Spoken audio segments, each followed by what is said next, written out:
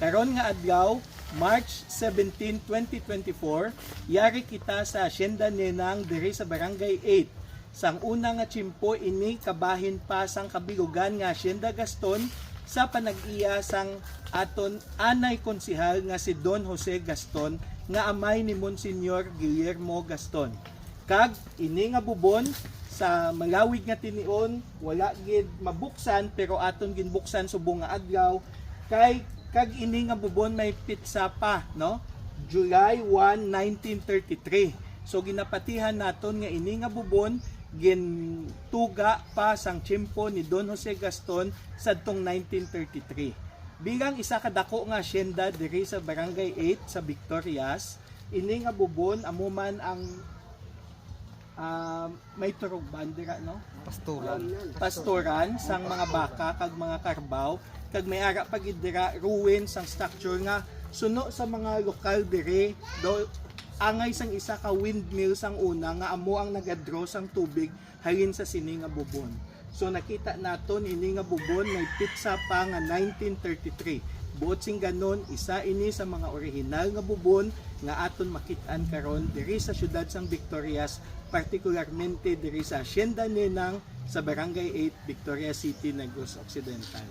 Kag aton man pamatian ang rekoleksyon sang mga katigulangan diri nga suno sa ila halin sang pagbugtaw nila sa sini nga kalibutan na mat-an na nila ini nga bubon.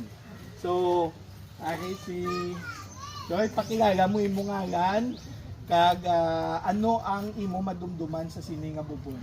Ako gali sir na ligisa no nagaedad ako sa 70 nakatuig. No sa pagbugtaw ko sa kalimutan kay dili ko tawo ari na ni siya kadaan nga bubon no. Basta amo magilikanan na ini nga bubon ya ini sa ginakuhaan sa tubig para sa mga sapat sa una nga mga karabaw, karnero, kanding, kabayo, kag sa mga baka. Ini pa ang ila nga palainan no. Amo ni sa ang palainan nila. Amo ini nga bubon kay may display sa una di ambas amo magilikanan dilo nga makatigulangan. Are ang atubang balay mismo sini nga bubon, no? Ano ang imo recollection sa sini nga bubon? Sang una, sang wala pa ako natawo, ako si Edgardo Puras, 1962 ako natawo. At ngayon, 62 ang edad ko. Sang wala pa ako natawo, ari na ni ang bubon. Ari na ning bubon. Kag dirigid ko istar sa tupad sang bubon. Aring balay ko. So sa malawig nga tion sirado ni nga bubon kag bag-o tagang ginbuksan kag maskin masyado kainit ang panahon makita ta nga ang bubon sa dalo may tubig yapon. So suno sa ila nga mga pumuluyo dire ang bubon nga ni way gid kakawad-an tubig kag halin gid sang una. Kay ini nga bubon dire sila nabuhi kag dire kami nakainom sang gagmay pa sila. Hasta kami subong nga nagtigulang man kami ari pa kadako sini nga handumanan para sa amon. Kag iniya halin sang una wala ko kakita bubon niya nga original diri pa lang kami nga sang una ga pamangkutanan kami ano bala ini kay sang time namon nga sarado na nimo may duhala da ka buho. Dili istorya sang amon ginikanan nga sang una kuno may gatiyog na da sa babaw kag diri kuno ginapaliguan na nila kon matapos inom ang mga karabaw. Ang mga baka kay sa una pasto. Kasapata na di ko na sang una.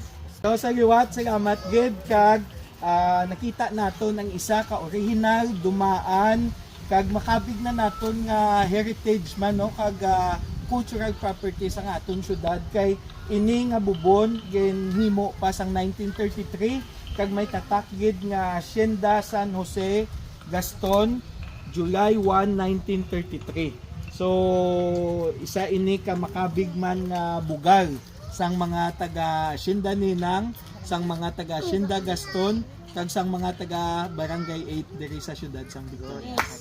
Salamat sir kay nakita mo man ang amon ano. Gusto sa tawon mo